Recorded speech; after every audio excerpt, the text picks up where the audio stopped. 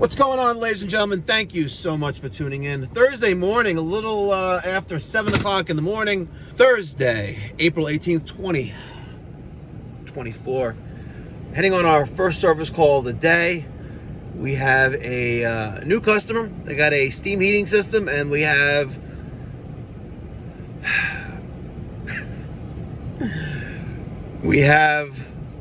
steam going up the chimney, and they're not electing a new pope.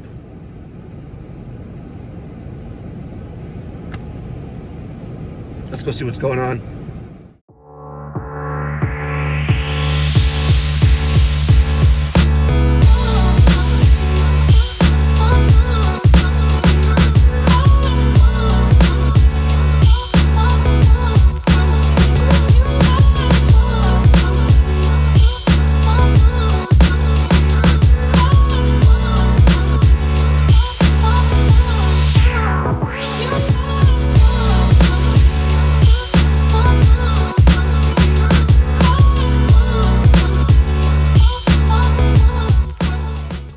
Just drove about half an hour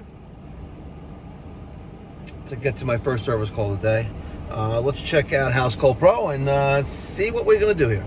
All right, let's see. Let's click on that. And, all right, Burnham steam boiler, 10 years old. Customer has steam coming up the chimney. Told him we would diagnose and give pricing on repairs, pricing on replacement, also if more cost effective. So the house is right over there. Unfortunately, in the 5 boroughs of New York City, this is what you get sometimes, especially in more densely packed urban areas. You know, I'm down the block, but one thing that I have to consider is parking for 2 trucks if we end up replacing the system. So that's the underlying, I guess, cost of doing business and cost of the job. So I think the guy just got here. Yep. Let's go say hi. So you said furnace, however, I see radiators, steam radiators. Yeah. That means you have a boiler. Yeah, a boiler, right? Yes. A furnace heats air. A boiler heats water. Okay. Just for reference. All right. I'm recording a conference. Okay, sure. This is it. So, Burnham independent. Yeah, you're already sick of your head. Yeah. What happens is when you turn it Good on, morning. when you turn it on, it heats up. Yeah. It's fine, but after a while, when this opens up, or actually when it closes, as it shuts off, you see steam coming out. It definitely sounds like there's a crack somewhere. And it's wrong. So, West Plumbing, which doesn't exist anymore, was a company that put this in back in 2010. We had lived in Japan for about 4 years. No, they're on 101 Avenue. They were on 101 Avenue. Okay. They were, it wasn't West Plumbing, it was, It started with a W, but anyway, That doesn't matter. They're out of business. They put this in brand new 2010 when we first came back from Japan. We basically tore the house down and still in the process. Did you live in Japan? Yeah, we did for about 4 4 years. years. Oh, I've been there once. Yeah. I went skiing in Hokkaido. oh, Good for you. Yeah. All right. 25 hours to get there. yes, Ooh. well, it From was New York, 30, JFK. Because you had to go for- Hokkaido, yeah. To actual hotel, Yes. which was a 3-hour drive from Yes. the airport. Yes. Right. And on the second flight, from 3-hour flight from Yep. Tokyo to. That's I a forgot. long trip. Yeah, it's a long Yeah, trip, it's but well 13 worth it when hours you're from skiing New on, York. on volcanoes on Yeah. the Pacific Good for Rim. you. Good man. Yeah. Beautiful country, by the way. So this is what we have, and as you can see, when the steam starts to collect, it's sort of dripping there in the back. It's going straight up into the, and what happened recently was that the kitchen stuff was they stopped getting heat in the kitchen. Okay. So, So the question to be asked is that you have this boiler, which, let's see. Then you have to get the car. You have this boiler that is, 2010.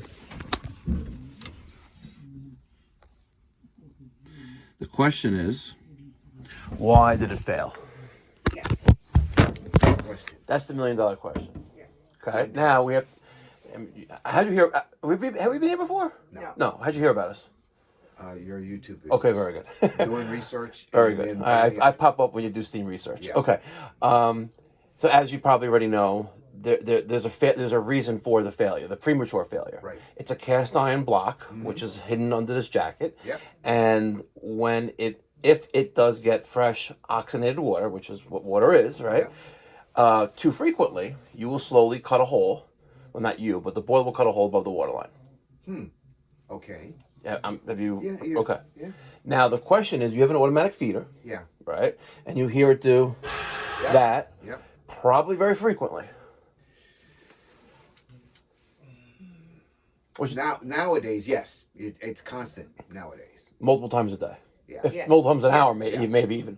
With the whatever is wrong with it now, yeah, you hear it constantly. Yes. Right? Before you didn't. Correct. So, from the point of where it became more frequent to before then, right, there was a failure. It is extremely rare that it was just natural, normal wear and tear. Extremely rare, only because the boiler is about, 14, 15 years old. Yeah. I've seen steam boilers that are still in operation that are 60 years old. So we have to think about what happened in its life where it was starting to get more water than normal, which caused that failure. That's Yeah. so number one is if you have any piping, like the return piping, that's here it's all copper. There's steel and there's steel as well, but it looks above ground, right? In some homes it's underground, and you'll never know if it's leaking until it's too late. Alternatively, those little silver things on each radiator. Those are called air valves, Yep. right? If they're continuously, that is steam, which is water, which needs to be replaced. Even though you can have 1 cup of water, which would equal like a stadium full of steam, because that's something like that, Okay, so I see, all right, know where you're going. So the radiator that's directly above this, which is in our dining room, does do the psst frequently. At least it did it frequently, and to the point where it sounded like it might have been just even been leaking. That's the only one that actually did. I think it's because we turned off William's radiator. No, not that won't cause it. That'll cause imbalances and having a system to be oversized, maybe if it's oversized. But this is a small. I had to give the installer some credit for putting this in, because anything bigger than this boiler would have been too much for this house. Yeah. Okay. You don't have 30 radiators in the house. You probably have 8 or 10 or 11 at most. Yeah, in that range. Right? The only disappointment with the install is the improperly installed equalizer, which is this 1-inch copper pipe, which needs to be 1 pipe size smaller at most than the 2-inch above it. Right? I saw that. The Hartford Loop T with the close pipe, which should have been just going down here, is about 10 inches long. Just operational things like that. That's system piping that just should have been easily taken care of. I don't know why. That's why, but they did it. The lack of, a bypass on the automatic feeder, so you don't have to rely on that. You can manually check and things like that. But that may be the reason why that one radiator, air valve, will cost you, a lot of money. Okay. So I usually, some people ask what's the definition of, is it expensive? As I ask what the definition of expensive is, but no, it's a lot of money to replace a boiler. Yeah. It is. Let's make no joke about it. Let's take a peek under the hood. Let's see how bad it is. All right. We have 5 burners here, and you can see there's the water residue, which is rusty water dripping down. And if we look all the way in the back, there's chunks of the cast iron. Yeah.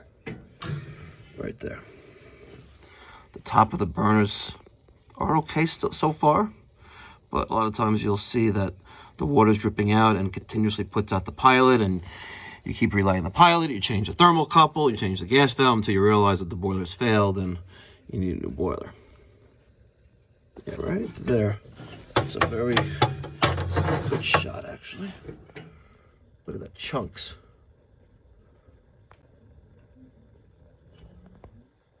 The whole back.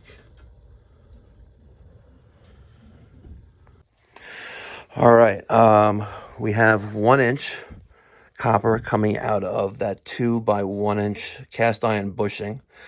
We're gonna end up probably cutting here and cutting there. We're gonna take all the trim off. We're gonna cut this 2 inch nipple somewhere here. We're gonna disconnect the gas, disconnect the electric, disconnect the draft hood diverter on the box, on the back of the boiler, the automatic vent damper, which that really should be replaced, but it is what it is. Our automatic feeder is feeding the wet return, and what we're doing is replacing the block only. So we're gonna take this whole boiler apart, taking off the jacket, and then split the sections, and then put the new block, and then rebuild it. So we have 3/4 gas. We have the conduit for the electric, which also contains our thermostat wiring. Yep, there it is. This is going to remain.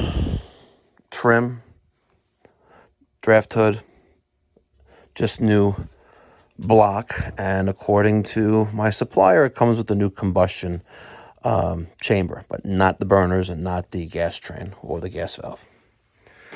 2 weeks, 2 to 3 weeks from US boiler.